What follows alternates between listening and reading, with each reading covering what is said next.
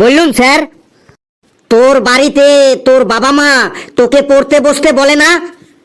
হ্যাঁ স্যার, বলে তো। তখন তুই তোর বাবা মাকে কি বলিস?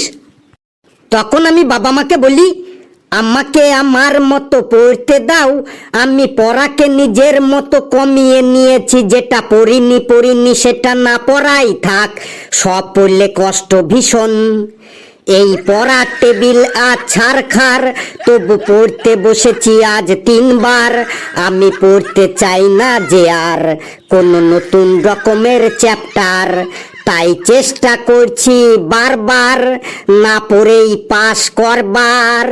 যা হয়ে যা পড়া তালেরই বড়া, হয়ে যা পড়া তালেরই বড়া। তোর তালের বড়া আমি ছোটাচ্ছি। ভিডিওটা রিয়াকশন করব, সেটি অত্যন্ত চমৎকার ইন্টারেস্টিং পূর্ণ ভিডিও, যা দেখলে আপনার মন একদম আনন্দে উচ্ছ্বাসিত হয়ে যাবে। তাই সুতরাং ভিডিওটি না টেনে সম্পূর্ণ দেখতে থাকুন। ঘেট্টুরে, তুই সকালে কখন ঘুম থেকে উঠিস? আমি একদম ভোরবেলা ঘুম থেকে উঠে পড়ি। গত 14 বছর ধরে আমি একটাই রুলস মেনটেন করে যাচ্ছি। তোর একদিনও দেরি হয় না ঘুম থেকে উঠতে? না, আমার ঘুম থেকে উঠতে একদিনও দেরি হয় না।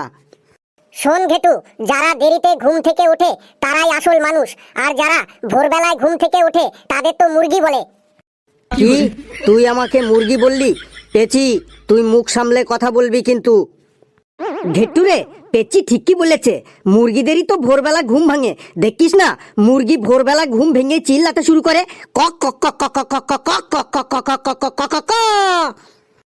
তুই তাহলে কখন ঘুম থেকে উঠিস ফেলু? আমি সকালে উঠিয়া আমি মনে মনে বলি, ধুর, এত তাড়াতাড়ি উঠে কি করব, তাই আরেকটু ঘুমিয়ে পড়ি। এই সবাই চুপ, স্যার আসছে।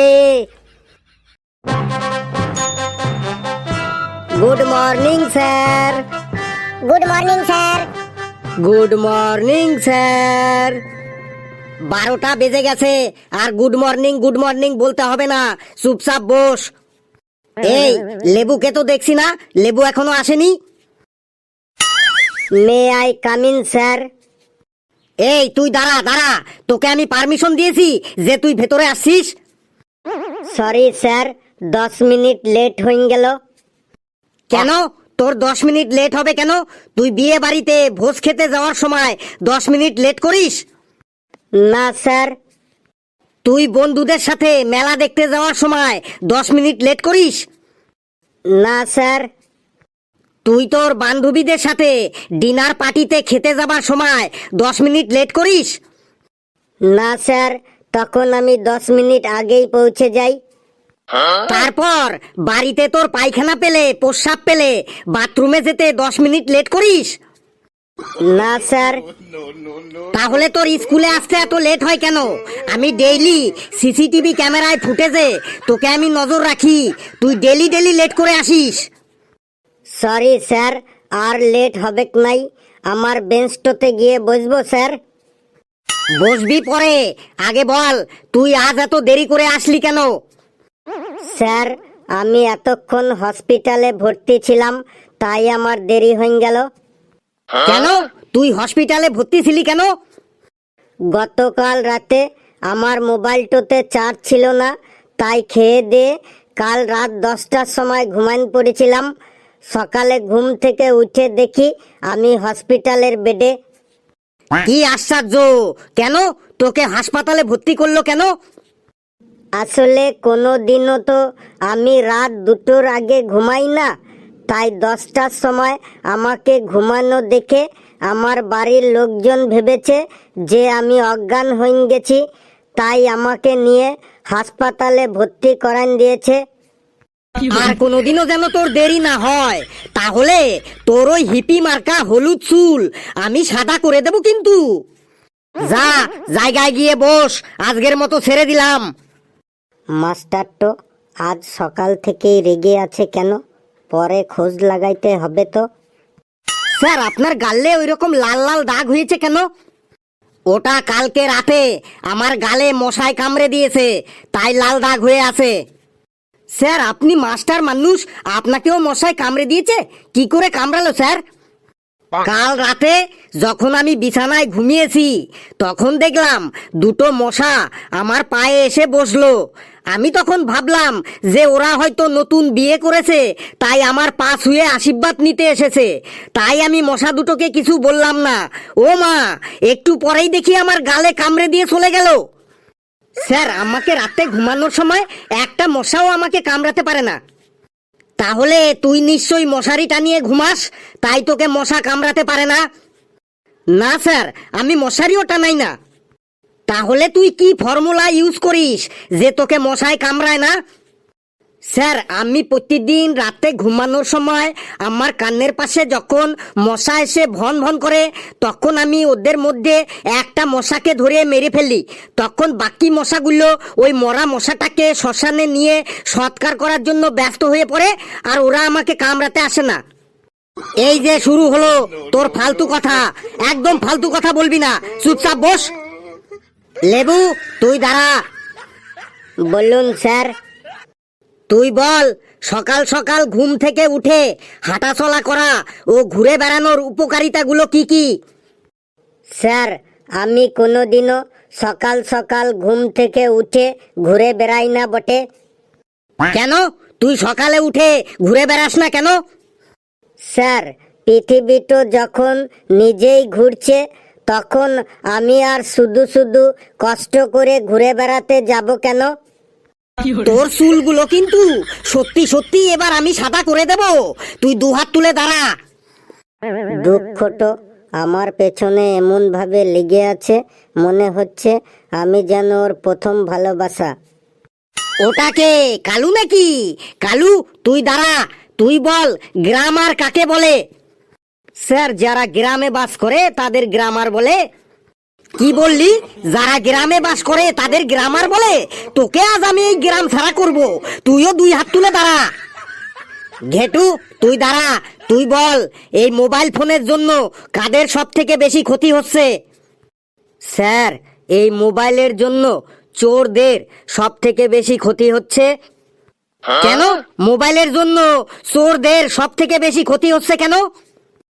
স্যার রাত 3টের সময়ও চোরেরা লোকের বাড়িতে চুরি করতে গিয়ে দেখে সেই বাড়ির কেউ না কেউ জেগে আছে, মোবাইলে ফেসবুক করছে, তাই চোরেরা আর চুরি করতে পারছে না। তাই এই মোবাইলের জন্য চোরেদের সব থেকে বেশি ক্ষতি হচ্ছে। কি সাংঘাতিক অ্যান্সার রে বাবা! মেরে তোর পোকা দাঁত আমি আজ ফেলে দেব। তুইও দুই হাত তুলে দাঁড়া। পেশি তুই দাঁড়া, তুই বল মাছ কথা বলতে পারে না কেন? স্যার আপনি যদি জলের তলায় ডুবে থাকেন তাহলে আপনি কথা বলতে পারবেন? স্যার মাছরা তো সব সময় জলের তলায় ডুবে থাকে, তাই কথা বলতে পারে না। বাপ রে বাপ, তোরা তো দেখছি এক একটা সব গুপি যন্ত্র। স্যার আমার মাথাটা কেমন যেন টনটন করতে শুরু করেছে, আমি হাত দুটো নামাবো স্যার? সে তোর মাথা টনটন করুক আর যাই করুক, তুই হাত নামাতে পারবি না। Please sir. বেশ, তুই একটা বাক্য রচনা বল, তাহলে তোর আমি হাত নামাতে দেব। স্যার কি নিয়ে বাক্য রচনা বলবো? তুই চাঁদ দিয়ে একটা বাক্য রচনা বল, চাঁদ দিয়ে। স্যার চাঁদ দিয়ে বাক্য রচনা বলছি স্যার। কিছু কিছু মেয়ে আছে তারা একদম চাঁদের মতো, তাদের কোনো নিজস্ব আলো নেই, তারা সবাই মেকআপের আলোয় আলোকিত হয়। বাপরে বাপ, এই তুই হাত নামানো তো দূরের কথা, তুই বেঞ্চের উপর দাঁড়া, তুই বেঞ্চের উপর দাঁড়া তো। এই তোরা কেউ বাড়িতে পড়িস না কেন রে? এই কালু তুই বাড়িতে পড়তে বসিস? হ্যাঁ স্যার আমি ডেইলি বাড়িতে পড়তে বসি। তাহলে পড়া ধরলে উত্তর দিতে পারিস না কেন? স্যার পড়তে বসলেই শুধু উল্টো পাল্টা কথা মনে পড়ে। কি উল্টো পাল্টা কথা মনে পড়ে শুনি? স্যার পড়তে বসলেই শুধু ভাবি হাতের নখগুলো অনেক বড় হয়ে গেছে, কানের কাছে চুলকাচ্ছে কেন, পিঠে মনে হয় একটা মশা বসেছে, দিন দিন কেমন যেন মোটা হয়ে যাচ্ছি। কাল স্কুলে গিয়ে দই ফুচকা খাবো নাকি জল ফুচকা খাবো। তারপরে ভাবি নেট প্যাকটা আর কতদিন বাকি আছে। তারপর ফেসবুকটা একবার খুলে দেখি কেউ ফ্রেন্ড রিকোয়েস্ট পাঠালো কিনা, হোয়াটসঅ্যাপটা একবার খুলে দেখি যে কেউ মেসেজ করলো কিনা। এই সব করে করে আর পড়ায় মন বসে না স্যার। একটা কথা বলি, মন দিয়ে শোন, জীবনে চলার পথে অনেক অনেক বাধা আসবে, কিন্তু তার জন্য কখনো থেমে যেতে নেই। যত বাধা আসবে তত আরো জোরে জোরে চলতে হবে। স্যার, জীবনে জোরে জোরে চলতে গিয়ে যদি জুতোটো ছিঁড়ে যায় তাইলে কি করব বটে? লেবু, তুই খুব ফক্কর হয়ে গেছিস, আমাকে আর রাগাস না কিন্তু বলে দিচ্ছি। লেবু, তোর বাড়ি তো বোলপুরের শান্তিনিকেতনের কাছে, তাই না? হ্যাঁ স্যার। বেশ, তাহলে তুই একটা রবীন্দ্রসঙ্গীত গান গেয়ে শোনা তো। স্যার, আমি রবীন্দ্রসঙ্গীত গাইতে পারি না বটে। বলিস কি, তুই শান্তিনিকেতনের কাছে থেকেও রবীন্দ্রসঙ্গীত শিখিসনি?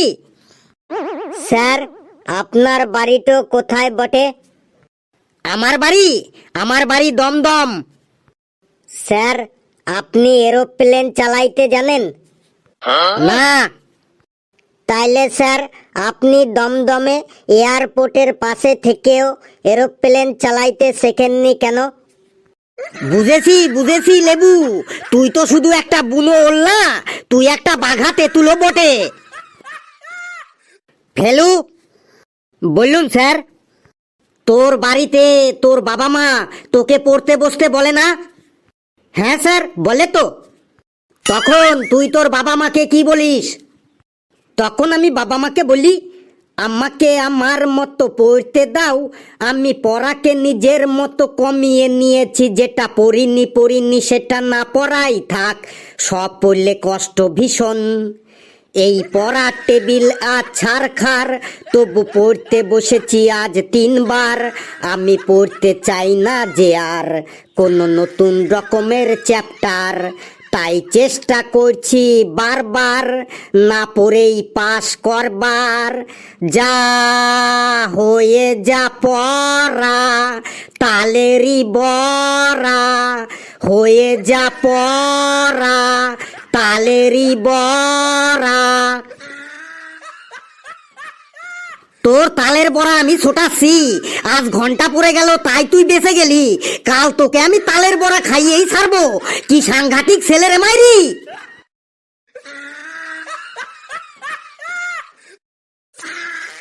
বন্ধুরা, ভিডিওটি কেমন লাগলো আপনারা কমেন্টসে জানাবেন, আর ভিডিওটি লাইক করবেন, যত পারেন শেয়ার করবেন, আর চ্যানেলটিকে সাবস্ক্রাইব করে আমাদের সাথেই থাকবেন। হাসতে থাকুন, সুস্থ থাকুন, যত বেশি হাসবেন তত বেশি সুস্থ থাকবেন। আর খাবেন নাকি তালের বড়া?